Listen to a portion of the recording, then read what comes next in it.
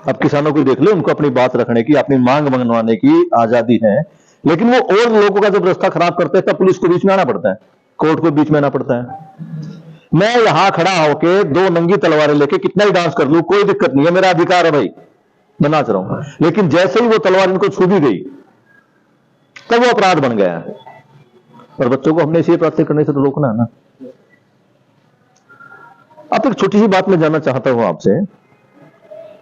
आप स्कूल में सभी गए हैं, चाहे 1-2 दिन, चाहे 10 साल, चाहे 20 साल, जितना भी आप पढ़े हैं, 2 क्लास पढ़े या बी आपने एमए की, स्कूल में तो हम सभी गए, किताबें भी पढ़ी है। अब मुझे एक बात बताइए कि वो कौन सी किताब थी जिसके अंदर लिखा है कि बच्चों को झूठ बोलना है, बच्चों को चोरी करनी है, बच्चों को माता पिता की सेवा नहीं करनी, बच्चों को लोगों का अपमान करना है, बच्चों को अपराधी बनना है? लिखा है कहीं की साहब? ठीक है, ये नहीं लिखा। आपके मम्मी पापा ने आपको सिखाया है कि भाई जब भी बोलो झूठी बोलो, जब मौका मिले चोरी कर लो, जब मौका मिले भ्रष्टाचार कर लो? नहीं सिखाया। ना तो ये किताब में लिखा था, ना ये हमारे धर्म गुरु या जो धर्म ग्रंथ है, रामायण महाभारत गीता है, कुरान है, बाइबल है, या और भी कोई किसी भी धर्म का ग्रंथ है, ना वो ये उसमें लिखा गया है। आपके टीचर्स ने बताया है कि चोरी करो? लेकिन आप देखिए, हम फिर भी झूठ बोलते ही हैं।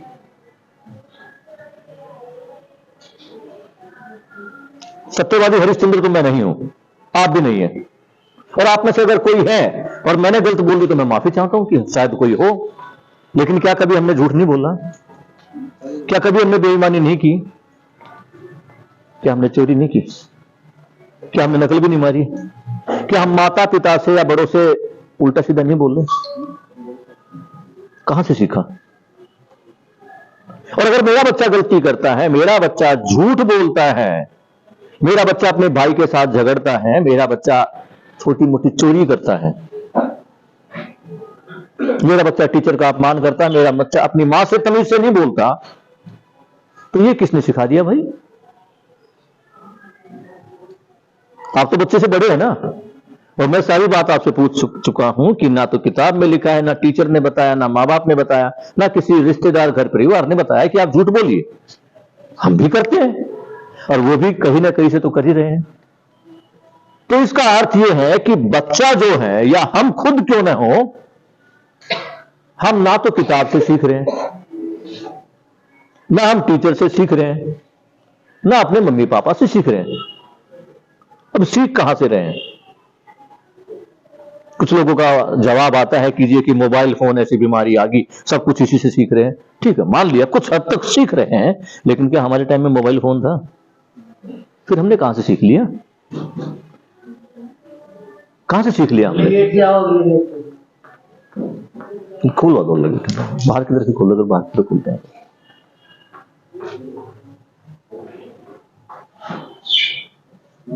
है कोई जवाब? नहीं। चलिए मैं एक छोटी सी सवाल जवाब के साथ आज का स्तर एक आरंभ करता हूं। मैं, आप अपने बच्चे को स्कूल भेज रहे हैं, आप भी स्कूल गए थे, स्कूल में आने का उद्देश्य क्या है? स्कूल में क्यों भेज रहे हैं? ब्राइट फ्यूचर, ठीक है, एजुकेशन, शिक्षित हो, अनुशासन में रहना। आप अपने बेटे को स्कूल में क्यों भेजते हैं? अच्छा सीखे, अच्छे के लिए। ये अच्छा क्या है? अच्छा अंदर पढ़ाई, एजुकेशन, पढ़ाई। तो मेन आया कि बच्चों को संस्कार के लिए, पढ़ाई के लिए, अच्छे संस्कारों के लिए भेजा जा रहा है। पढ़ाई तो हम गुरुकुल में भी करा सकते थे, या पढ़ाई तो हम घर पे ही बैठ के सिखा सकते थे बच्चे को। इतने तो हम पढ़े हैं कि बच्चों को 5वीं तक, 6वीं तक, 8वीं तक हम पढ़ाई सकते हैं। नहीं पढ़ाते थे, ट्यूशन भी करा लेते। स्कूल क्यों भेजा गया? ये आप स्कूल में क्यों गए थे? वहां जाकर डिसिप्लिन सीखेंगे। डिसिप्लिन सीखेंगे, ठीक है। एजुकेशन आगे ब्राइट फ्यूचर हो। ब्राइट फ्यूचर से आपका क्या मतलब है? ब्राइट फ्यूचर एजुकेशन हासिल करके आगे अच्छे संस्कार लेके समाज में जाएंगे, अच्छी चीजें फैलाएंगे। ठीक है, लेकिन क्या अच्छाई फैल रही है?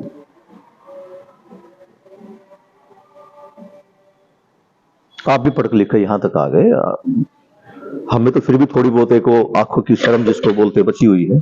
हमारे माँ बाप में शायद उससे ज्यादा बची हुई थी। तो एक बार अपने बड़ों को देखते हैं, हम अपने मम्मी पापा को, शायद किसी ने दादा दादी को देखा हो। तो दादा दादी से मम्मी पापा से हम, और हमसे जो हमारे बच्चे हैं, अब उनका जो स्तर है सम्मान का, प्यार का, प्रेम का, वो बढ़ रहा है या घट रहा है? और शिक्षा बढ़ रही है।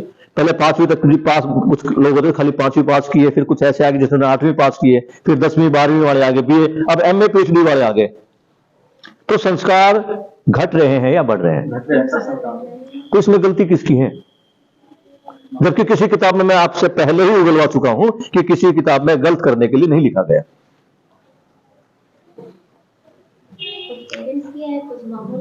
कुछ पेरेंट्स की है, कुछ माहौल की है, मतलब गलती तो है किसी न किसी की। हम दोषित नहीं करते आपको कि आपकी ही दोष है, मेरा ही दोष है, कहीं ना कहीं जरूर है, ना करने के लिए भी है। ठीक है। आप पहली मीटिंग में कौन कौन लोग आए थे? जो पहली मीटिंग हुई थी, भाई साहब आए थे। हमने भाई साहब को लगा कुछ जाना पहचाना चेहरा लग रहा है, बहन का भी लग रहा है, ठीक है। तो किताबों में भी नहीं लिखा, तो इतने जब लोग आए हैं, नए हैं, तो मुझे पुराने सेशन का थोड़ा सा पिकअप लेना पड़ेगा।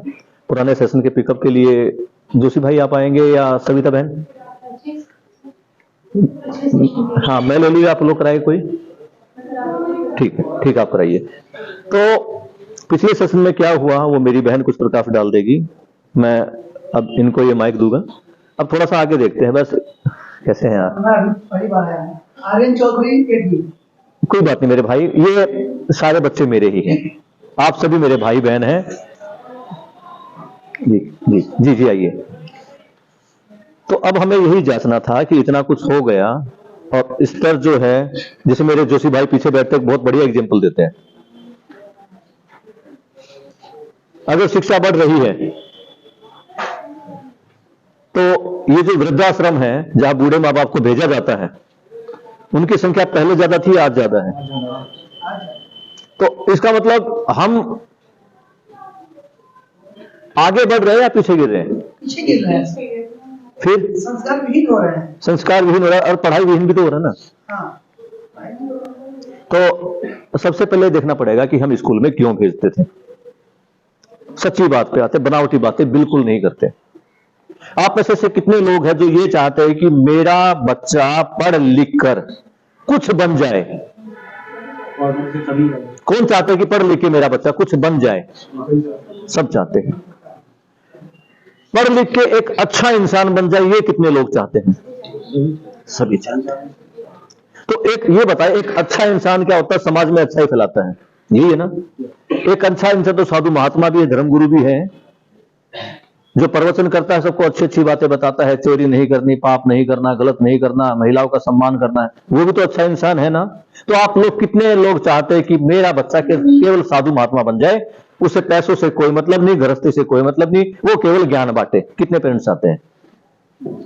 एक आदमी है, देख के मत हाथ उठाइए, सच की बात है। वो पैसा नहीं कमाएगा, वो शादी भी नहीं करेगा, केवल ज्ञान देगा। कितने लोग चाहते हैं? 1 या 2, बाकी के हाथ नीचे हैं। अब बात आ गई हमारे ही क्वेश्चन, जो हमारे ऊपर सवाल उठ गया। वो सवाल क्या उठा कि हमने बच्चे को केवल अच्छा इंसान बनने के लिए नहीं भेजा है, हमने बच्चे को वो इंसान बनने के लिए भेजा है जो बाहर जाएगा और पैसा कमाकर लाएगा। ब्राइट करियर की बात आ गई, फ्यूचर ब्राइट हो जाए। तो फ्यूचर ब्राइट तो हम चाहे कि धर्मगुरु बनकर दूसरे देशों में प्रवचन कर दे, देश का नाम ऊंचा कर दे, भगत सिंह बन जाए।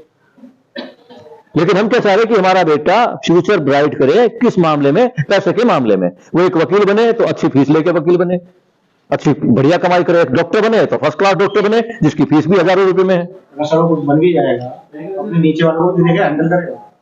और टीचर, जब टीचर बन जाएगा तो कैसे सरकारी नौकरी लग जाए, बाकी हम देख लेंगे। और उसके बाद देखिए, सबसे ज्यादा दोष आप किसको देते हैं? सरकारी डॉक्टर को, कुछ नहीं करते जी वो। सरकारी टीचर को जी, वो कुछ नहीं करते। सरकारी वकील जी, वो कुछ नहीं करते। और आप खुद चाहते हैं कि हमारे बच्चे भी सरकारी लगे, पढ़ लिख के कुछ बने। अब हमें यही ध्यान देना है, जो गलतियां है वो किस पक्ष पर कहां से कैसे हुई, हम कोई भी दोषारोपण नहीं कर रहे हैं और ना ही करने का फायदा, क्योंकि जो चीज हो चुकी उसको तो हम चेंज नहीं कर सकते। जो चीज हमारे साथ हुई और जो हमारे बच्चों के साथ हो गई, हम उसे बिल्कुल भी नहीं बदल सकते, या बदल सकते हैं? वो तो भविष्य बन गया, सॉरी भूतकाल बन गया, और भूतकाल से केवल हमें पीड़ा ही मिलेगी। मेरे भाई ने मेरे साथ ये किया, मेरे पिताजी ने मुझे अधिकार नहीं दिया, मेरी पत्नी मुझसे झगड़ती थी, मेरा पति मुझसे झगड़ता था, मेरे घर में कलेश रहता है। इस बातों से, इन बातों की चिंता करके हम अपने आने वाले भविष्य को और भी ज्यादा खराब करेंगे, रिश्तों को भी खराब करेंगे। तो अब हमें मौका मिला है कि इस रिश्तों पर, संबंधों पर, शिक्षा पर बात करें। इसी बात को करने के लिए, आगे बढ़ाने के लिए अब मैं अपनी छोटी बहन सविता को आगे बुला रहा हूं। ये थोड़ा आपको जो पिछले शिविर में हुआ उस पर थोड़ी आपका प्रकाश डाल देगी। आप सभी को मेरा नमस्कार। पिछले सेशन में हमने जो कुछ भी किया, पहले उसको थोड़ा सा रिवाइज कर लेते हैं, फिर आगे मतलब थोड़ा सा दोहरा लेते हैं कि हाँ, हम जो ये सेशंस ले रहे हैं उसका उद्देश्य क्या है ना। तो हम सभी चाहते हैं कि हमारे बच्चे, अगर हम इस उद्देश्य से भेज रहे हैं कि विद्यालय जा रहे हैं, शिक्षित हो रहे हैं, तो अच्छे बन के ही निकलें, है ना।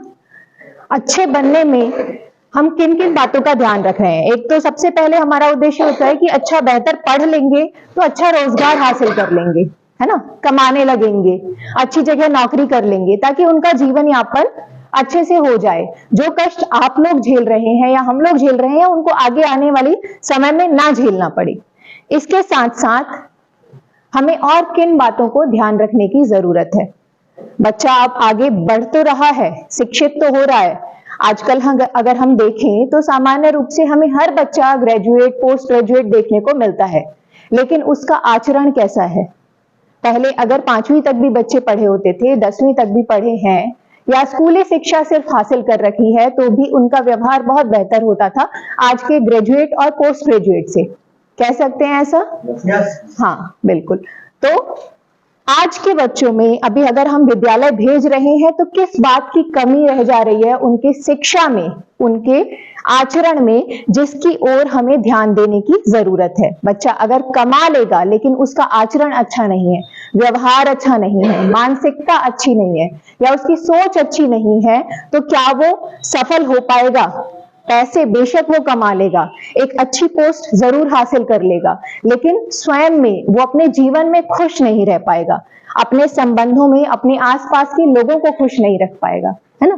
तो हम जब बात कर रहे हैं ये पीटीएम की, तो इसमें हमारा मुख्य उद्देश्य यही है कि बच्चा शिक्षा के साथ साथ, किताबी ज्ञान के साथ साथ कैसे आचरण में भी, व्यवहार में भी बेहतर हो सके। ठीक है, तो इसके लिए हमने पिछले सेशन में किया था कि शिक्षा का उद्देश्य, 2 बातें हमने मूल रूप से जानी थी। सबसे पहले कौशल, कोई रोजगार हासिल करने के लिए उसके पास जब तक स्किल नहीं होगी, अच्छी शिक्षा यानी कि किताबी ज्ञान या कौशल नहीं होगा, कोई अनुभव नहीं होगा, तब तक वो शायद किसी रोजगार में भी नहीं जा पाएगा, है ना। प्रोफेशनल कोर्सेज की जब हम बात करते हैं, आजकल कहते हैं ना कि अगर प्रोफेशनल कोर्सेज आपने क्या क्या किया हुआ है हमारे इंस्टीट्यूट के लिए, अगर हम कहीं जॉब के लिए जा रहे हैं तो आप हमारे इंस्टीट्यूट के लिए कैसे फायदेमंद होगे? कौन कौन सी स्किल्स हैं? कंप्यूटर चलाना आता है, ड्राइविंग आती है, बेसिक स्किल्स की अगर हम बात करें तो, है ना। इसके साथ साथ बच्चा जो है व्यवहार में कैसा हो, अगर वो स्किलफुल है लेकिन वो चोरी कर रहा है, अपने बड़ों का रिस्पेक्ट नहीं कर रहा है, अपने बॉस का रिस्पेक्ट नहीं कर रहा है, तो एक दिन में वो वहां से निकाल दिया जाएगा जहां भी नौकरी कर रहा है। लेकिन अगर व्यवहार अच्छा है तो जो कंपनी है उसको वो ट्रेनिंग देकर वो सोचेगी कि इसका व्यवहार अच्छा है, ये इंसान सच्चा है, चलो हम इस पे अगर 10 रुपए खर्च करके इसको ट्रेन भी कर दें तो ये आगे लिए हमारे लिए बेहतर साबित होगा, है ना। तो उस व्यवहार पे हम कैसे काम करें?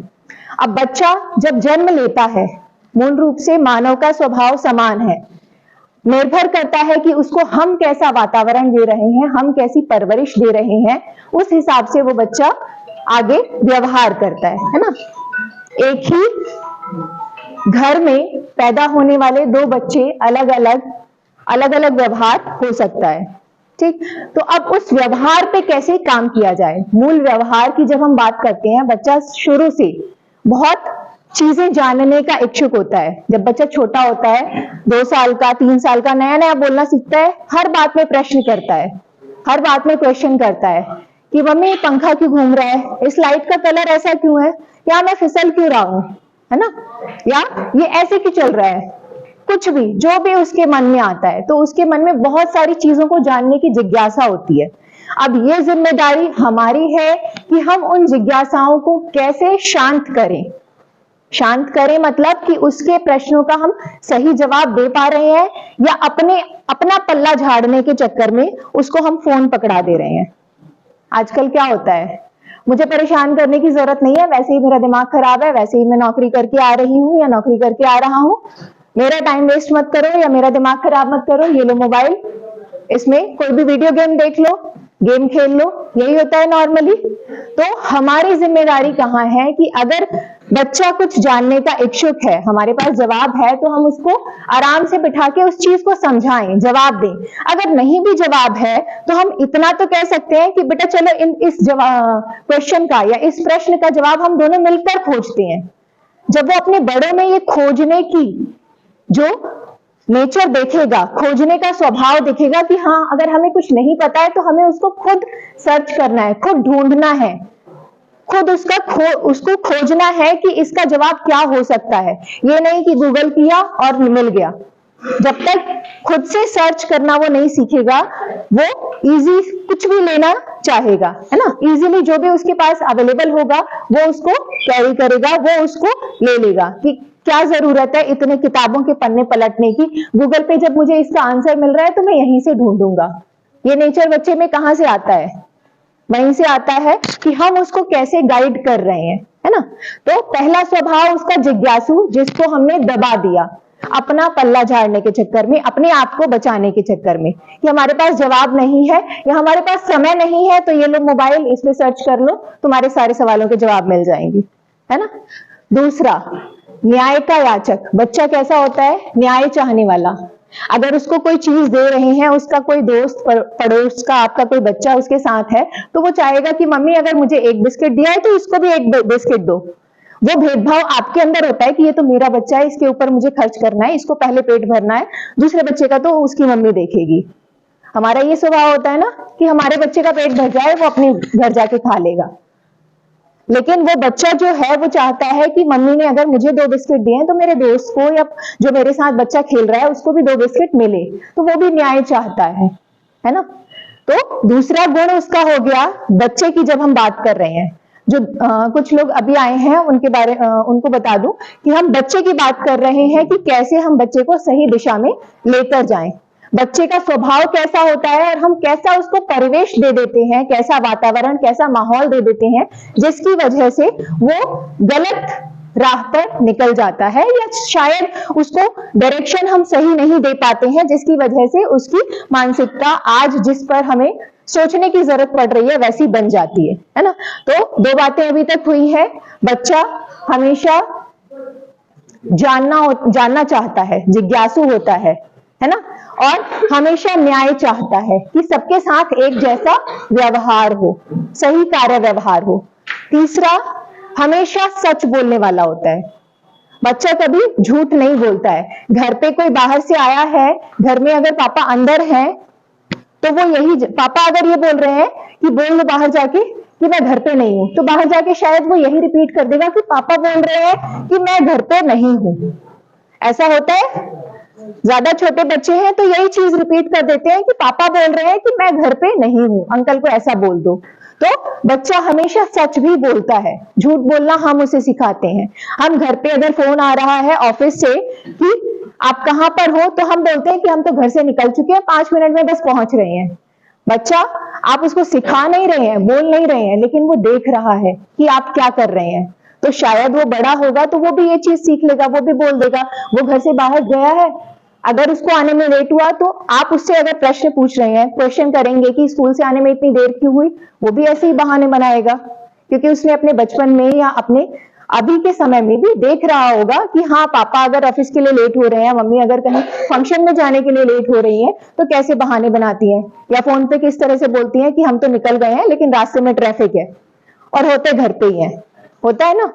तो इस तरह के व्यवहार से जब बच्चा चाहे अनचाहे, हम ये नहीं चाहते हैं कि बच्चा झूठ बोले, बच्चा ऐसा भेदभाव करे, हम उसको सिखा भी नहीं रहे हैं, लेकिन हमारा व्यवहार ऐसा है कि बच्चे के अंदर वो चीजें अपने आप ही चली जाती हैं, क्योंकि वो हमारा व्यवहार ऐसा देख रहा है। सीखता कहां से है बच्चा? बच्चे के सीखने की बात करें तो बच्चा 5 जगह से सीखता है। सबसे पहला, अगर उसका शिक्षा की बात करें तो सबसे पहला विद्यालय कौन होता है? उसके मम्मी पापा। माता पिता से बाहर उसकी दुनिया नहीं होती है, अगर 1 साल तक के, 1.5 साल तक के, 2 साल तक के बच्चे की बात की जाए। थोड़ा बड़ा होता है 3-4 साल का, तो उसके परिवार के दूसरे लोग, चाचा चाची, भाई बहन, कजन्स, जो भी उसके रिश्ते में आसपास के लोग शामिल हैं, वो हो गए। तीसरा, 5 साल तक का बच्चा होता है, विद्यालय हम उसको भेजते हैं, स्कूल में एडमिशन कराते हैं। तीसरा, शिक्षा का स्रोत जो होता है वो विद्यालय आ जाता है। चौथा, उसका परिवेश, वो कहाँ रह रहा है ना, उसके आसपास के लोग, अगर वो स्कूल आ रहा है तो स्कूल में उसको किस तरह के बच्चे मिल रहे हैं, किस तरह के टीचर्स के साथ वो बात कर रहा है, किस तरह का माहौल उसको मिल रहा है अपने आस पड़ोस में। और 5वां, उसकी भौगोलिक स्थितियां। भौगोलिक स्थितियों की जब हम बात करते हैं तो जैसे हम मैदानी इलाके में रहते हैं तो हमें हर तरह के मौसम की जानकारी है, लेकिन कोई पहाड़ी इलाके में रहता है, उनके यहाँ ठंड ज्यादा है तो उनको ठंड की जानकारी ज्यादा है, वहां शायद पंखा चलाना इतना जरूरी नहीं है। कोई अगर समुद्र तट के किनारे रहता है तो उनको ठंड के बारे में शायद ज्यादा जानकारी नहीं है, या उतने ज्यादा जिस तरह से पर्वतीय इलाकों में चीजों की जरूरत होती है वहां उनको जरूरत ना पड़ती हो, है ना। खान पान में भी आप बहुत अंतर देखते होंगे। पहाड़ों में खान पान बिल्कुल अलग है, अगर समुद्री इलाकों की बात करें तो यहाँ का खान पान बिल्कुल अलग है। बस हम ग्रहण कर लेते हैं, चीजें ले लेते हैं कि हाँ वहां का खाना खाना है, लेकिन अगर हम क्लाइमेट के हिसाब से देखें, अगर भौगोलिक परिस्थितियों के हिसाब से देखें तो सबका खान पान लगभग थोड़ा थोड़ा अंतर देखने को मिल ही जाता है। तो ये 5 चीजें बच्चा जहां से सीखता है। अब इसमें हमारी और आपकी क्या भूमिका है कि बच्चे को अगर हम शिक्षा, आ जाइए मैम, बच्चे की शिक्षा की अगर हम बात कर रहे हैं तो हम ऐसा कैसा परिवेश उनको उपलब्ध कराएं। अपने व्यवहार के में जाते हैं तो शिक्षा में, शिक्षा के लिए भेज तो दिया हमने विद्यालय में, लेकिन अगर हमने आपको बुलाया है तो आपकी क्या जिम्मेदारी है या आप अपनी भागीदारी किस तरह से निभा सकते हैं ताकि हम जिस उद्देश्य से यहाँ आज बैठे हुए हैं बच्चों को आगे बढ़ा सकें, है ना, बच्चों को बेहतर बना सके। हम तो अपनी तरफ से प्रयास कर ही रहे हैं, आप उसमें थोड़ा सा अगर एफर्ट करेंगे तो हम लोग मिलकर और बेहतर जो है परिणाम को ला सकेंगे। तो इसी बात को आगे बढ़ाने के लिए अभी सर आगे कंटिन्यू करेंगे कि कैसे हम अपने आचरण, व्यवहार या घर का परिवेश जो है उसमें थोड़ा बहुत बदलाव करके, हम आपसी बातचीत में थोड़ा सा बदलाव करके कैसे बच्चों को बेहतर वातावरण उपलब्ध करा सकते हैं। हमारे व्यवहार में कौन कौन सी, मैं ये नहीं कह रही हूं कि आप बिल्कुल नहीं चाहते हैं कि आपका बच्चा अच्छा बने या आपके व्यवहार में बहुत सारी कमियां हैं, ऐसा बिल्कुल नहीं है। हम चाहे अनचाहे कुछ कुछ चीजें ऐसी अपना लेते हैं जिसका गलत प्रभाव बच्चे पर पड़ने लगता है। अब मेरे ही व्यवहार में हो सकता है बहुत सारी ऐसी बातें हो जिसको बच्चा जो है ऑब्जर्व कर रहा हो, मुझे शायद उसकी जानकारी ना हो और उसका उस पर गलत प्रभाव पड़ रहा हो। तो अगर हम यहाँ पर आपसी बातचीत के माध्यम से कुछ ऐसी बातों का ध्यान रखें जो हमारे बच्चे को और बेहतर बना सके तो वो ज्यादा सही रहेगा। तो कैसे आप अपनी भागीदारी उसमें निभा सकते हैं, हमारे आचरण में, हमारे व्यवहार में, हमारे बातचीत के तरीके में कौन कौन से बदलाव हम ले आए, कौन कौन से थोड़े से सुधार हम कर लें। ऐसा नहीं है कि हम लोगों से बातचीत नहीं करते हैं, ऐसा नहीं है कि हम लोगों से बुरे ढंग से बात करते हैं, हम सभी बहुत अच्छे ढंग से बात करते हैं, लेकिन कुछ ऐसे शब्द जिनका प्रयोग हम अपने बोलचाल के भाषा में कर लें तो शायद दूसरे सुनने वाले को और अच्छा लगे या हमारे आसपास के जो लोग हैं उन पर थोड़ा सा अच्छा प्रभाव पड़े, है ना। बातचीत सभी करते हैं, ऐसा नहीं है कि बिना बोले हम पूरा दिन रहते हैं। बातचीत तो हम सभी करते हैं ना, आप भी बोलते हैं, लेकिन किसी का व्यवहार हमें बहुत अच्छा लगता है, किसी का व्यवहार हमें अपनी ओर खींचता है, बात करने का उनसे मन करता है। ऐसा होता है कि नहीं होता है? हाँ, तो कैसे इस तरह के छोटे छोटे हम बदलाव कर सकते हैं अपनी बातचीत में, अपने खाने पीने में, अपने रहन सहन में, जिससे हम बच्चों को अच्छा वातावरण उपलब्ध करा सके। इसमें आपकी भागीदारी क्या रहेगी? तो इसके लिए अब जेपी वर्मा सर आगे थोड़ा सा आज का जो कंटेंट है उसको शुरू करेंगे। थैंक यू मेरी बहन।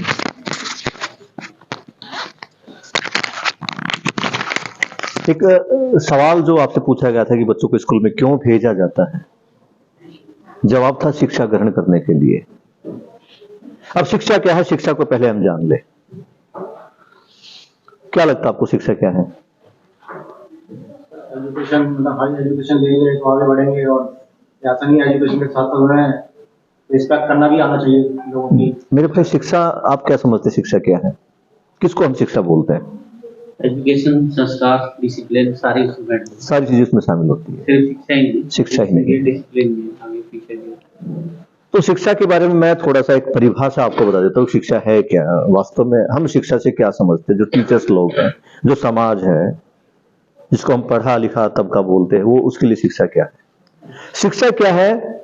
हमारे व्यवहार में सकारात्मक परिवर्तन, पॉजिटिव चेंजेस। पॉजिटिव मतलब अच्छा परिवर्तन। अगर हमारे व्यवहार में कुछ अच्छा परिवर्तन आता है तो वो शिक्षा है। उसके लिए स्कूल में जाना ही जरूरी नहीं है।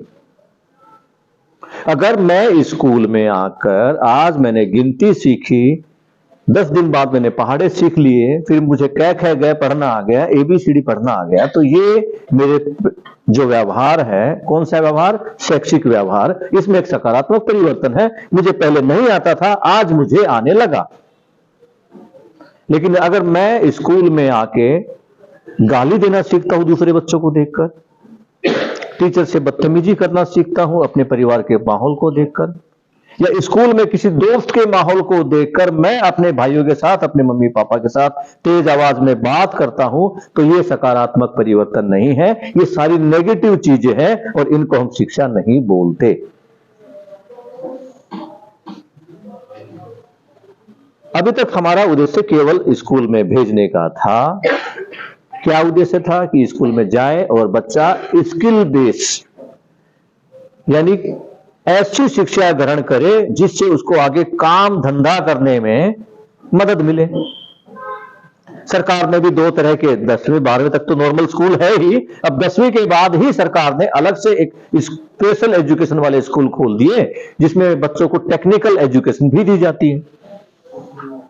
SOC के नाम से उसको जाना जाता है। पहले हमारे टाइम पे उसको ITI के नाम से, पॉलिटेक्निक के नाम से जाना जाता था। 10वीं के बाद हमें आगे क्या रोजगार करना है, हमें मैकेनिक बनना है, हमें स्टेनोग्राफर बनना है, कुछ ही बनना, तो उसके लिए अलग से शिक्षा थी।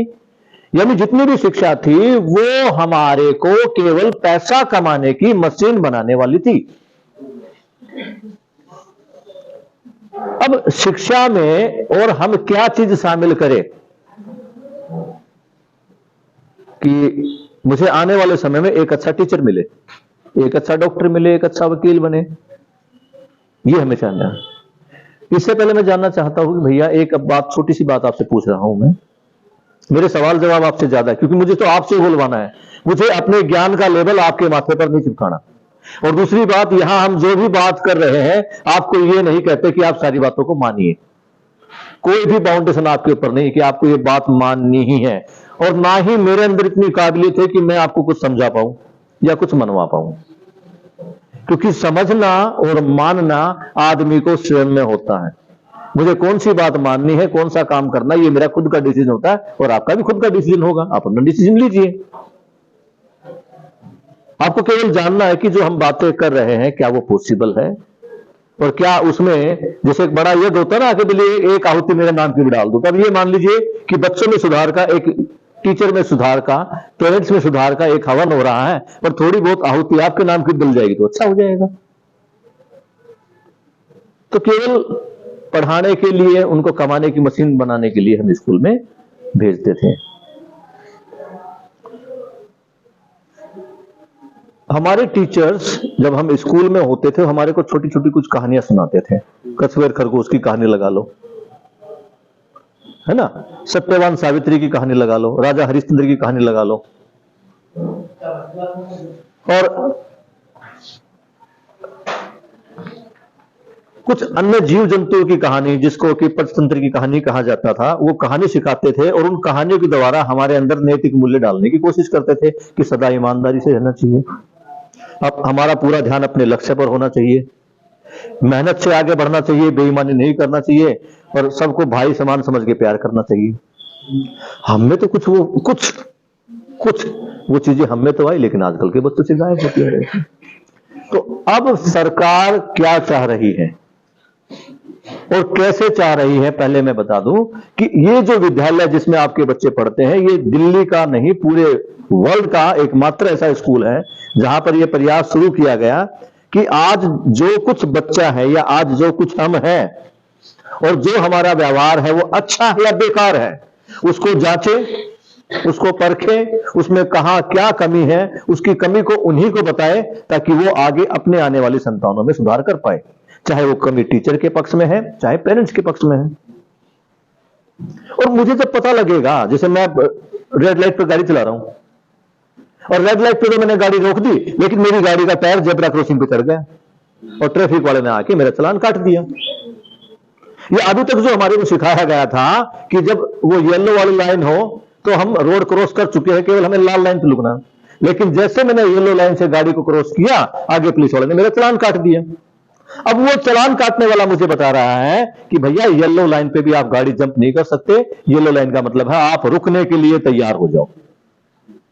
और ऐसे ही जेब्रा क्रॉसिंग आने जाने वालों के लिए है, आपकी गाड़ी को इसलिए रोका गया था कि आपकी गाड़ी तो आने जाने वालों के रास्ते पर चढ़ गई है, वो कहां से जाएंगे, इसलिए आपका चालान काटा। तो जब मुझे ये बातें चालान कटने के बाद मालूम हो गई तो अगली बार मैं येलो लाइट पे गाड़ी को पहले ही रोक लेता हूं, जेब्रा क्रॉसिंग पे भी गाड़ी को नहीं चढ़ाता। मतलब मुझे जो गलती थी वो उन्होंने बता दी और मैंने अपनी गलती को स्वीकार कर लिया, अब मेरा चालान नहीं कट रहा है। तो ये प्रयास है कि बच्चों के साथ जो हो रहा है, बच्चे जो कर रहे हैं, हम जो कर रहे हैं, कमी कहां थी उस कमी को हम पहचानने की कोशिश कर रहे हैं। कुछ कमियां पहचान में आई हैं, वो हम आप लोगों के साथ शेयर कर रहे हैं और ये उम्मीद करते हैं कि उस कमी पर हम क्या कर सकते हैं उस कमी में सुधार के लिए, ताकि हमारे बच्चों का आगे भविष्य ऐसा ना हो, अंधकार में ना हो और शिक्षा में ऊपर से नीचे जाने की प्रवृत्ति थम जाए और शिक्षा में बच्चों का समाज का विकास होना शुरू हो जाए। एक प्रश्न जो मैंने पूछना चाहा था आपसे, मैं पूछ रहा हूं, अगर मेरा बच्चा गलती करता है, मेरा मतलब आपका अपना, मेरा बच्चा मतलब मेरा बच्चा और आपका बच्चा मतलब आपका बच्चा, अगर मेरा खुद का बच्चा कोई गलती करता है तो मेरा क्या तरीका रहेगा। आपका बच्चा अगर गलती करता है, आपका बच्चा चोरी करते हुए पकड़ा गया घर में, मतलब आपकी जेब से 5 का नोट उसने निकाल लिया या 5 का सिक्का निकाल लिया, तो आप क्या करेंगे? समझाएंगे। बहुत बढ़िया मेरी बहन, आप क्या करोगे? समझाएंगे। आपने समझा दिया, 5 दिन बाद उसको फिर से पकड़ा, वो 10 का नोट निकाल रहा है, अब क्या करेंगे? दूसरी बार भी समझाना पड़ेगा। आप मेरी बहन थोड़ा स्ट्रिक्ट होकर समझाएंगे, आप स्ट्रिक्ट होकर समझाएंगे, ठीक है। नहीं माना, तीसरी बार वो आपने पकड़ा उसको 1 महीने बाद, वो 100 का नोट निकाल रहा था, अब क्या करोगे? पनिशमेंट देनी पड़ेगी। पनिशमेंट देनी पड़ेगी। पनिशमेंट क्या होगा? थप्पड़। थप्पड़ होगा। सही है, थप्पड़ होगा। यानी एक बार समझाया, दूसरी बार थोड़ा टाइट होकर समझाया, और कुछ माँ बाप ज्यादा जो प्रेम करते तीसरी बार और टाइट होकर समझा देगा, चौथी बार तो थप्पड़ उठानी पड़ेगा। इस चीज को मानते हैं। अब आपके पड़ोसी का बच्चा है और आपने उसको किसी की जेब काटते देख लिया, उसके पेरेंट्स को बताएंगे गलत कर रहे हैं, समझाओ उसको। ठीक है, बनावटी बातें नहीं जो आप करोगे, बताओ मुझे। पहले तो खुद से ही समझाना होगा, हाँ, उसके बाद उसके पेरेंट्स को बोलना ही होगा।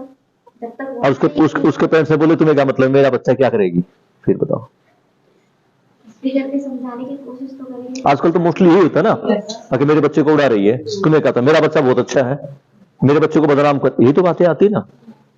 स्पीकर पे समझाने की कोशिश करेंगे। समझाने को मारोगे नहीं मार सकते। नहीं, हम दूसरे के बच्चे बस यही निकलवाना चाहता था कि मैं अपने बच्चे को तो मार सकता हूं, दूसरे को नहीं। क्यों भाई? नहीं कर सकते सर। नहीं कर सकते, लेकिन क्यों नहीं कर सकते, ये हमें समझना पड़ेगा। आप चाहते हैं कि मेरा बच्चा पढ़ लिख कर अच्छा वकील, अच्छा डॉक्टर, अच्छा टीचर बन जाए, बन गया, लाखों रुपए की उसने पैसे की इकट्ठे कर लिए, गाड़ी खरीद ली, लेकिन वही पड़ोसी का बच्चा जो आज जेब कतर रहा था, कल को वो पक्का बदमाश बन गया और आपके बच्चे को किडनैप कर लिया। गले पे उसके छुरा रख दिया, बंदूक रख दी और निकालो सारा पैसा, सारी कमाई। हमें ये प्रवृत्ति बदलनी पड़ेगी। ध्यान रखना, अगर मुझे ये एक गुरूर आ गया है कि ये मेरा बच्चा है, मेरी जिम्मेदारी इसी को सुधारने की है, बात नहीं बनेगी। और थोड़ा मुझे अपने माहौल में भी चेंज, अपने खुद की सोच में भी चेंज करना पड़ेगा। अगर मेरा पड़ोसी ये कह रहा है ना, अगर भाई तेरा बच्चा कुछ गलत कर रहा है, बहन जी आपकी बेटी स्कूल के बाहर गेट पे खड़ी होती है और लड़कों के साथ जाती है, अगर मैं आपको ये बता रहा हूं ना, तो आप मुझे थैंक यू बोलो। ये मत कहो कि आपकी बेटी को उड़ा, अरे आपकी बेटी को उड़ा के मुझे क्या मिलना है? कुछ नहीं मिलेगा। आपके बेटे की बदनामी करके या बीइंग ए टीचर आपके बच्चों को जोर से चपाट मार के मुझे कुछ नहीं मिल रहा, बल्कि ये मुझे डर रहता कभी कोई मेरी वीडियो बनाकर वायरल ना करते, मेरी नौकरी चली जाए। इसलिए तो टीचर हाथ में लगाते हैं आजकल। और नुकसान किसका हो रहा है? सीधी सी बात है। तो बस यही है कि आप इतनी समझ बढ़ा लीजिए, केवल एक समझ कि मेरा बच्चा मेरा नहीं है, कल को ये अच्छा डॉक्टर बनेगा। इसका उनका भाई साहब का बच्चा अच्छा डॉक्टर बन गया तो वो मेरे बच्चों का इलाज करेगा ना, क्योंकि मेरे जो समकालीन डॉक्टर है, टीचर है, वो तो समय के साथ मर ही जाएंगे, फिर तो नए डॉक्टर की जरूरत रहेगी। इनका बच्चा अच्छा वकील बन गया तो मेरे बच्चे को कोई फंस नहीं देगा, इनका बच्चा अच्छा टीचर बन गया तो मेरे बच्चे को अच्छी शिक्षा ही देगा। लेकिन बनना जरूरी है, सबका बच्चा अच्छा बच्चा बने, इसके लिए हमें सबके बच्चे को टोकना जरूरी है। अगर किसी का भी बच्चा बाहर, आप स्कूल से बाहर निकलते हैं, स्कूल के बाहर कोई बच्चा खड़ा है तो उसका हाथ पकड़िए, चलिए स्कूल के अंदर, और तेरे पापा से मैं बात कर लूंगा और हमारे पास ले आइए, हम बात कर लेंगे उसके पापा से, पढ़ाना होगा पढ़ाएगा, नहीं पढ़ाएगा जाएगा। तो इतना तो प्रयास हम कर ही सकते हैं ना। लेकिन अगर हम ये देख ले कि वो फला की लड़का जो है ना किसी लड़की के साथ बात करे, हमें क्या, वो भला का बच्चा चोरी कर रहा है, हमें क्या, तो हमें क्या, ये आज दिखाई नहीं देगा, ये काफी टाइम बाद दिखाई देगा। आगे बढ़ते हैं इसकी तरफ। इसलिए हमें थोड़ी थोड़ी अपने बच्चों में स्किल बेस्ड एजुकेशन के अलावा मूल्य शिक्षा और चरित्र शिक्षा भी डालनी पड़ेगी। उन पे मैं बाद में आऊंगा ऊपर। मूल्य शिक्षा और चरित्र शिक्षा डालनी पड़ेगी। ये मूल्य चरित्र शिक्षा कैसे डालेंगे? मूल्य क्या है? हमारे खुद के भाव है, हम अपने भाव से प्रकट होते हैं। कौन आदमी अच्छा है, किसका व्यवहार अच्छा है, कौन टेंशन देने वाला, कौन परेशान करना है, ये उसके माथे पे नहीं लिखा हुआ, उसके व्यवहार से मालूम होता है। पहला व्यवहार क्या है जो मुझे अपने अंदर भी लाना और बच्चे के अंदर भी डालना? वो विश्वास है। किसी भी संबंध का जो जड़ है, जो नींव है, जो बेस है, वो विश्वास है। और वो विश्वास क्या है? छोटी सी बात है, कुछ ज्यादा लंबा चौड़ा इसमें समझाने या समझने की बात नहीं है, बिल्कुल छोटी सी बात है। विश्वास क्या है? कि मैं इंसान हूं, मानते ना आप सभी? मैं मतलब आप सब, हर आदमी का अपना एक मैं हूं, मैं इंसान हूं और मेरे अंदर दो चीजें, एक शरीर है और एक आत्मा या जीवन है। अगर ये दोनों अलग अलग हो गई तो ना तो शरीर किसी काम का, ना जीवन किसी काम का, और मैं तो किसी काम का रहा ही नहीं। इस शरीर से जब भी आत्मा या जीवन निकल जाता है, ये केवल डेड बॉडी बनकर रह जाता है। और जिसको आज हम माँ कहते हैं, भाई कहते हैं, बेटा कहते हैं, उसको कहते हैं जल्दी इसको ले जाओ और दफनाओ, जलाओ, जो भी कुछ करना जल्दी ले जाओ। लाश को ज्यादा लंबे समय तक घर पे नहीं रखते, मानते हो ना? तो अभी फिलहाल हम क्या, एक चलती फिरती लाश ही। तो शरीर क्या था? मैं इंसान हूं, इस इंसान में एक शरीर है, एक जीवन है, दोनों खुश रहना चाहते हैं। मैं इंसान हूं, मैं हमेशा खुश रहना चाहता हूं। आप भी तो खुशी रहना चाहते हैं ना? आप सुखी रहना चाहते हो ना? सारी हमारी जो दौड़ थी वो किसके लिए थी? बचपन से पढ़ लो, लिख लो, नौकरी कर लो, किसके लिए थी? सुख के लिए थी। मैं सुख रहना चाहता हूं। मेरे बाजू में, मेरे आसपास जो बैठे हैं, मेरे घर पे जो रिश्तेदार है, पड़ोसी है, वो भी तो इंसान ही है ना, उसमें भी तो शरीर प्लस जीवन ही है ना। उनका उद्देश्य भी तो खुश रहना ही ना, वो भी तो खुशी चाहते हैं ना अपनी, कि मैं भी खुश रहूं। कोई आप में ऐसा भाई या बहन है जो चाहते हैं मैं खुश ना रहूं, बस सारे दुख मुझे दे दो? चाहता कोई? नहीं चाहता। अच्छा ये बताइए, आपसे अगर कोई गलती हो जाती है तो उस गलती को आप जानबूझ के करते हो? मानते हो इस चीज को? आप पोछा लगा रहे हो और अचानक से पोछे की बाल्टी गिर गई और पीछे जहां जहां पोछा लगाया था वहां पे सारा गंदा पानी हो गया, तो क्या आपने उस पोछे की बाल्टी को जानबूझ के गिरा दिया? समझिए इस बात को। लेकिन अगर वही बाल्टी आपके हस्बैंड से गिर जाए पैर लग के या बच्चे से गिर जाए तो पूरा घर सर पे उठा लोगी? होता है नहीं होता? ये थोड़ा हमें देखना पड़ेगा। तो ये एक केवल समझना है, क्योंकि अगर हम समझ हमारे अंदर आ गए तो कोई समस्या नहीं है, हर समस्या का समाधान है। और समझ नहीं है तो पूरी दुनिया में समस्या ही समस्या है, चारों तरफ देख लीजिए। वो समझ क्या है कि मैं जानबूझकर गलती नहीं करता, मैं जानबूझकर किसी को परेशान नहीं करता, सामने वाला भी जानबूझकर कोई गलती नहीं कर रहा है, और सामने वाला भी, बाजू वाला भी जानबूझकर मुझे परेशान नहीं करना चाहता। ये इतनी समझ बनानी बस। और हम क्या बना लेते हैं, अगर बच्चे से वो बाल्टी गिर गई, मुझे पता देख के तो चलता नहीं है, दिमाग तेरा टीवी में रहता है, दिमाग तेरा बाहर की बातों में रहता है, उसको जलील करना शुरू। और एक खास बात और है, उसको तो अभी तो डांट ही दिया, शाम को जब उसका पापा आता है या उसकी मम्मी आती है उसके सामने और जलील करते हैं। और हम चाहते हैं कि बच्चा हमारे पर विश्वास करे, बच्चा हमारा दोस्त बनेगा। और भाई साहब, ये आप मान लीजिए मेरे ऑफिस में काम करते हैं, आप मेरे स्कूल, मेरे ऑफिस के मैनेजर हैं, गार्ड से कोई गलती हो गई और मैं पूरे स्टाफ के सामने इसको जलील कर दूं, कैसा लगता है? क्या लगा आपको? आपने जानबूझ के तो कोई गलती नहीं की ना, और हम यही तो करते आ रहे अब तक। और फिर ये कहते हैं रिश्तों में मधुरता नहीं है, रिश्तों में संबंध खत्म, में जो है ना प्रेम खत्म हो गया। किसने किया? एक मेरे अंदर बहुत कॉन्फिडेंट है, अरे मैं मना लूंगा, मैं समझाऊंगा उसको। तू अपने आप को समझ ले भाई, तू खुद रिश्ते में उलझा हुआ है, तू दूसरे को समझाएगा।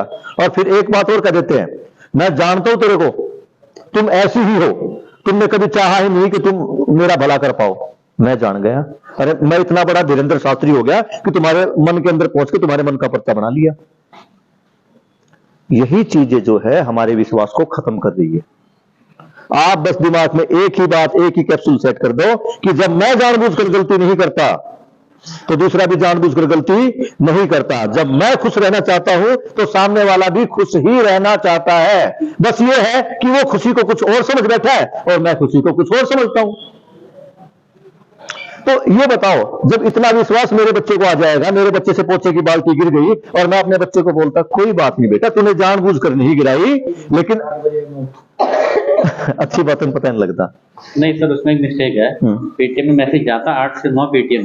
हाँ, कुछ पेरेंट्स लेट आते हैं, यही सोच के आता 8 से 9 के बीच में कभी भी चले। हाँ ठीक है, हाँ ये सोच के आते हैं। अगली बार हम सुधार कर देंगे, अगली बार मैं अपने भाई के सुधार को बिल्कुल बिल्कुल बिल्कुल मेरे भाई, मुझे बहुत खुशी हुई। नहीं, मैं कई बार ये देखिए, अब इन भाई की बात को मैं आराम से सुन रहा हूँ और अच्छी बात को मैं स्वीकार भी कर रहा हूँ, तो इन भाई का मेरे प्रति विश्वास बढ़ेगा या घटेगा? सीधी सी बात है। रहेगी तो सबके टाइम से उसमें लिखा है ना कि 8 बजे मैसेज पहुंचना है, 8 पहुंच जाएगा। एक्चुअली क्या है, पेरेंट्स की गलती नहीं है। पेरेंट्स को भी ये लगता है, जो पीटीएम पहले होती थी ना कि पहले जाएंगे तो बहुत भीड़ मिलेगी, टीचर के पास टाइम नहीं मिलेगा, आराम से जाएंगे। जैसे हमारे वोट गिरने का चक्कर होता है ना, तो वोट गिरने जाते हैं तो क्या होता है, सुबह सुबह निकल जाओ कोई नहीं मिलेगा, या फिर दोपहर में चलेगी भीड़ खत्म हो जाएगी। तो पेरेंट्स को भी यही लगता है। लेकिन तो सारी नेक्स्ट टाइम हम ये डालेंगे 8 से 9 नहीं, शार्प 8 बजे है। हाँ, 8 बजे। ठीक है सविता बहन, इसको नोट कर लेना आप, कोई बात नहीं, ठीक है। आगे थोड़ा सा बढ़ते हैं हम, फ्लो टूट गया कोई बात नहीं। संबंधों की बात थी, तो हम संबंधों को गालियां देते, संबंधों को कोसते नहीं। अगर मैंने अपने अंदर विचार बना लिया कि मेरे से गलती होगी, सामने वाला भी कर सकता है, जानबूझ के उसने भी नहीं की है। और दूसरी बात, जब आपसे कोई गलती होती है तो आप क्या सोचते हैं?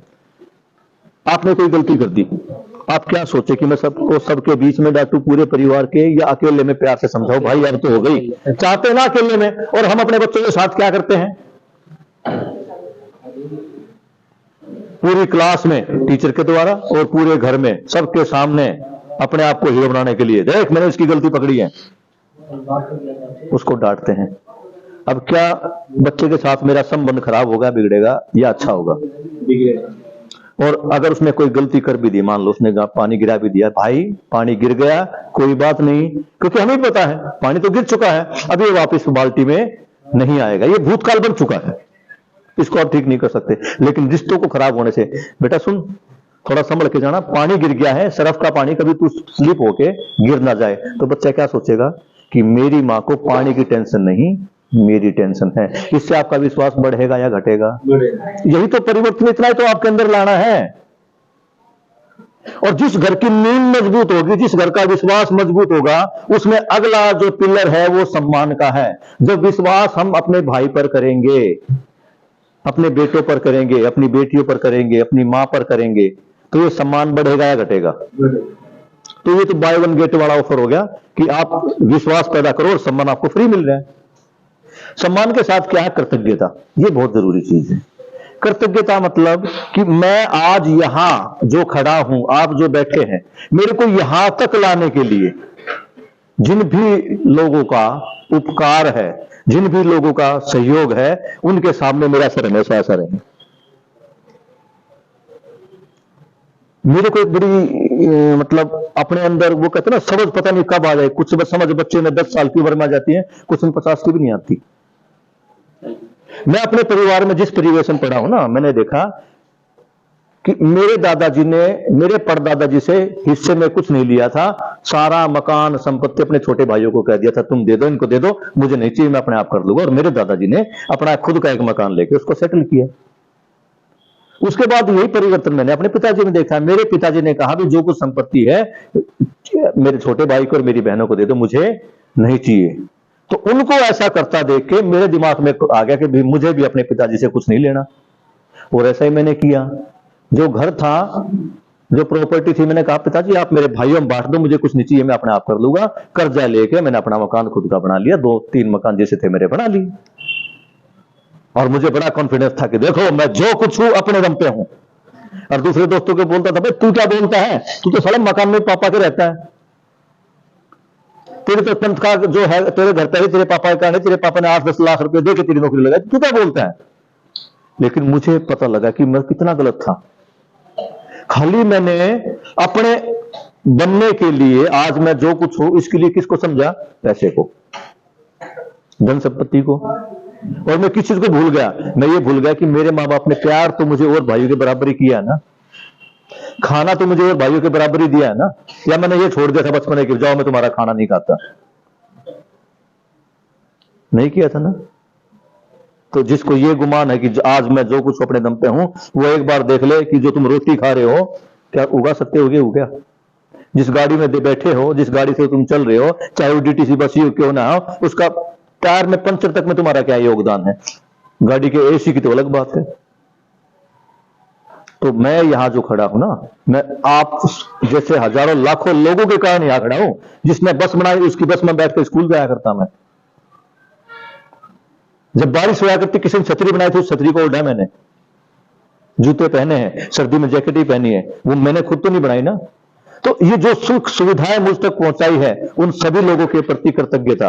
और आप देखोगे फर्क पड़ेगा। आपका बच्चा खाना खाता है ना, स्कूल में लंच लेके भेजते हैं ना, कितने पेरेंट्स की समस्या ये होती है कि मेरा बच्चा लंच पूरा करके नहीं लाता। आप बच्चों को समझाइए, डांटिए मत, बेटा लंच नहीं किया कोई बात मत कर लंच, लेकिन जो तूने रोटी आज ये छोड़ी है, इस रोटी को यहां तक तेरे मुंह तक लाने में कितना खर्चा हुआ है? कभी सोचा उस किसान की कितनी मेहनत है जो रात भर जाके खेत में पानी देता है? और ध्यान रखना, जो गेहूं है वो सर्दी में होता है, पूरी रात सर्दी में किसान खड़ा रहता है। उसके बाद वो टेम्पू से, ट्रक से दुकान में आता है, फिर उसका आटा पीसता, फिर मेरे घर पे आता है। और तुम इस गेहूं को बर्बाद कर रहे हो। आप देखना बच्चे के अंदर फर्क लगेगा। और हम क्या कहते हैं, ये रोटी क्या हराम की आती है? तुझे पता मुझे कितनी मेहनत करूंगी, कितना पैसा कमाता हूं मैं। तो बच्चे के अंदर क्या जाता है कि सारा महिमा, सारा खेल, सारा प्यार प्रेम पैसे का है। अब आप समझ रहे ना, बच्चा झूठ बोलना कहां से सीख रहा था? बहन आज नहीं आ सकती, आज मेरे सर में दर्द हो रहा। आप गाजर का हलवा खा रहे हो और सर में दर्द का बहाना बना रहे हो। बच्चा देख रहा है मेरी मां झूठ बोल रही है। सीख लेना झूठ बोलना। आपने तो नहीं सिखाया ना किसी किताब में लिखा था। आपको यह पता है कि आज मम्मी को पापा की पॉकेट में 200 का नोट मिल गया, कपड़े धोते हुए चुपचाप निकाल के रख लिया, और बच्चा देख रहा है। कहां से निकालना सीखा बच्चे ने? पैसा सीख लिया ना कि बच्चे से पैसे से ये आता है। और बच्चे के दिमाग में एक बात पहले हमने डाल दी है कि इस दुनिया में बाप बड़ा ना भैया, सबसे बड़ा, जिसके कारण आज जो भी हम जैसे भी उसके कारण ही है। अगली क्या थी? कृतज्ञता मैंने समझा दिया। चरित्र, चरित्र क्या भैया? चरित्र किससे बनता है? मेरा एक कैरेक्टर है, आप लोगों का भी एक कैरेक्टर है। और स्कूल में भी हमारे को कैरेक्टर सर्टिफिकेट दिया जाता था। जब नौकरी लगती है, जब रिश्ते करते हैं बच्चों के, तो हम क्या देखते हैं? लड़के लड़की का कैरेक्टर। अब ये कैरेक्टर है क्या चीज और कैसे बनता है? कैसे बनता है बहन कैरेक्टर?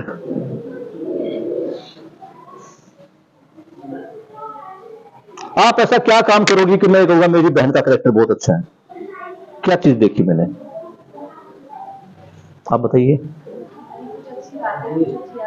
कुछ अच्छी बातें, कुछ अच्छी आदतें, अच्छा व्यवहार। तो मेरा व्यवहार ही मेरा कैरेक्टर है, वो अच्छा या बुरा है उसी से मेरा कैरेक्टर बनेगा। अगर माँ आप जैसे स्कूल में आए, क्यों आ गए, आग लग गया आपको, टाइम 1 हफ्ते से बुला रहा था बेटे, हाँ प्रैक्टिस अभी नहीं करवा पाऊंगा, इनके बाद कराऊंगा मैं, ठीक है ना, और आज नहीं कराऊंगा, आज लंच के बाद 5वें पीरियड में, हाँ रिसेस के बाद, बोल दो सब बच्चों को। तो कैरेक्टर मेरा कुछ चीजों से, मेरे आचरण से, मेरे व्यवहार से बनता है। किस परिस्थिति में मेरा व्यवहार कैसा होता है, उन चीजों से मेरा कैरेक्टर बनता है। यानी कि अगर देखा जाए तो मेरा व्यवहार ही, मेरा आचरण ही मेरा चरित्र है। इस चरित्र में क्या क्या चीजें आएगी? धन के प्रति मेरा दृष्टिकोण, मैं क्या धन को क्या समझता हूं, क्या धन ही मेरे लिए सब कुछ है? नहीं, मैं क्या समझता हूं, आप क्या समझते हैं, उससे आपका कैरेक्टर बन रहा है। अगर आप ये समझते हैं कि धन ही सब कुछ है, बाकी कुछ नहीं, रिश्ते, परिवार, समाज कुछ नहीं, केवल धन है, तो आपका एक कैरेक्टर बन गया कि आप लालची हैं। बन गया ना, अभी बहुत लालची भी, केवल धन ही धन करता रहता है। आपका एक कैरेक्टर, एक स्टैंप आपके ऊपर लगी। लेकिन आप ये है, अरे क्या है धन, कुछ नहीं है, जब तक जीते हैं मौज लो, खर्चा करो, उड़ाओ, तो आपकी जो कैरेक्टर क्या बन गया? फिजूल खर्ची वाला। और आप ये सोचते भी धन सब कुछ नहीं है, धन इतना ही चाहिए कि बस मेरे परिवार का गुजारा जाए, शाम को 2 टाइम की रोटी मिल जाए और बच्चों को अच्छी शिक्षा मिल जाए, इतना कमाई चाहिए मुझे। तो मुझे कोई 500 गज का मकान नहीं खरीदना, मुझे 2 कमरों के मकान में काम चल जाएगा, लेकिन मैं अपने बच्चों के साथ हूं, वो ज्यादा खुशी है। तो इसमें भी आपका एक अलग कैरेक्टर बन गया। अगली क्या थी? हमारा दूसरों के साथ व्यवहार, दूसरों के साथ कैसा व्यवहार है, मैं लड़ता हूं, झगड़ता हूं, क्या करता हूं, या नहीं छुट्टी नहीं हुई कुछ और काम के लिए। फिर अगला हमारा क्या था कि स्त्री पुरुष के प्रति संबंध। स्त्री पुरुष कौन सा? इस दुनिया में केवल 2 ही तरह के स्त्री पुरुष होते हैं। अगर मैं अपने से लगाऊं तो इस दुनिया में जितनी भी स्त्रियां हैं, मेरे लिए 2 तरह की हैं। एक अकेली वो है जो मेरी पत्नी है, जो मेरी सब की नारी है, मेरी खुद की पत्नी है, और उसके अलावा बाकी सारी नारी, उसको बोलते हैं पर नारी। उसमें बहन, बेटियां, दादियां सब कुछ आ गई। उन पर नारी के साथ मेरा कैसा व्यवहार है और स्वयं की नारी के साथ कैसा व्यवहार है, इससे भी मेरा कैरेक्टर बनता है। मैं अपने घर वाले से तो बात नहीं करता और दूसरे के साथ बकवास करता फिरता हूं, तो मेरा कैरेक्टर अलग बनेगा। मैं अपनी के साथ बड़े प्यार से रहता हूं और उसके अलावा सबको बहन जी ही बोलता हूं, तो मेरा अलग कैरेक्टर है। ऐसा स्वयं पुरुष के लिए अलग और पर पुरुष के लिए, महिलाओं के लिए क्या होता है? पर पुरुष, दूसरा आदमी। अपने आदमी को तो टाइम पे रोटी नहीं देती, बाबा जियों के चक्कर में रहती है, या दूसरे लोगों के चक्कर में रहती है, या फेसबुक पे, व्हाट्सएप पे लगी रहती है, इंस्टाग्राम पे, तो आपका कैरेक्टर कैसे बनता? आप समझदार हो। अगर आप अपने पति को बड़े प्यार से कहते हैं, दूसरे वाले इंसान को भाई साहब, भैया आपको बोलते हो, तो आपका कैरेक्टर कुछ अलग बनेगा। वो कैरेक्टर हमें बनाना है, वो देखना हमें कैसे बनाना है, वो सबकी अपनी अपनी जिम्मेदारी, इसके कोई हस्तक्षेप है ही नहीं। अब आगे बढ़ते हैं संबंधों की तरफ। अगर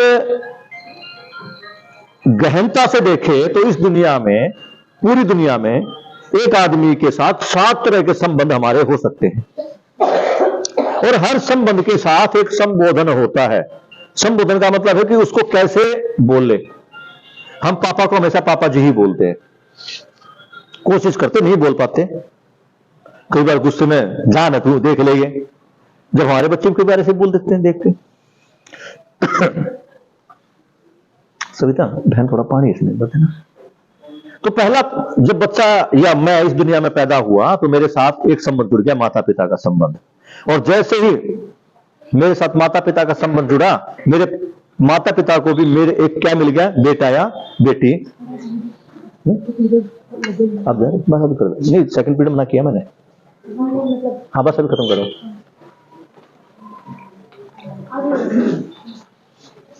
अच्छा, एक रिक्वेस्ट है आपसे, मैं ये एक पेपर आपको भेज रहा हूँ, एक पेपर देना, कोई लिंक होता है, डायरी दे दो अपनी।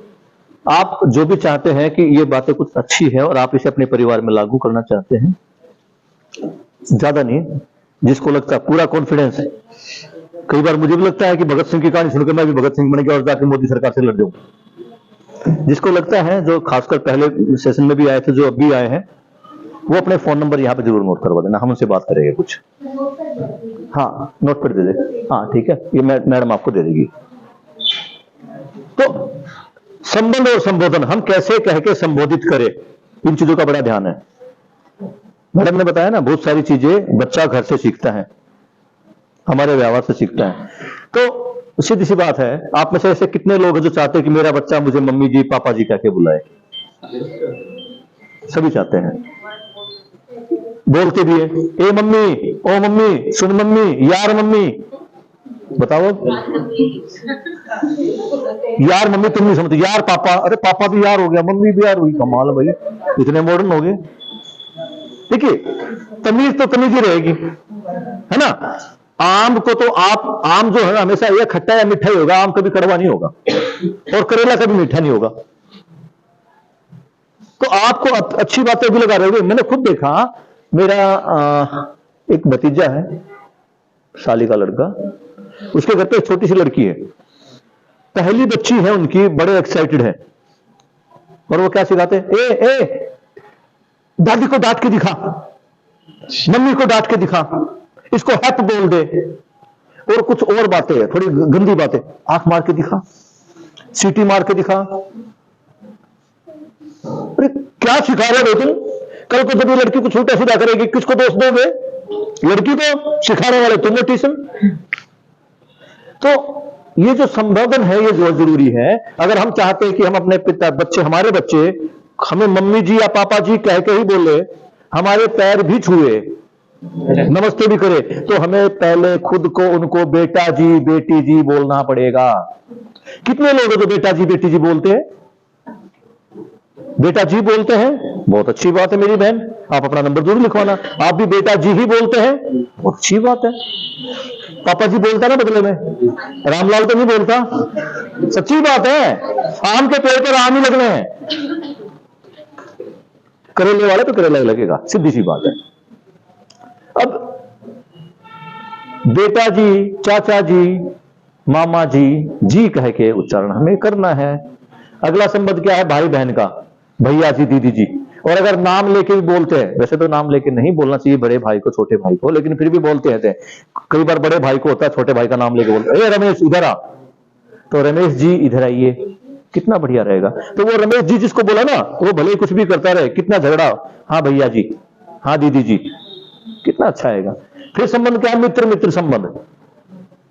इसको मैं बाद में खोलता हूं, थोड़ी मुझे 5 मिनट की चर्चा करनी पड़ेगी। अगला है गुरु शिष्य संबंध। गुरु शिष्य माता पिता के समान ही होते हैं। हाँ कोई बात, गुरु शिष्य माता पिता के समान ही होते हैं।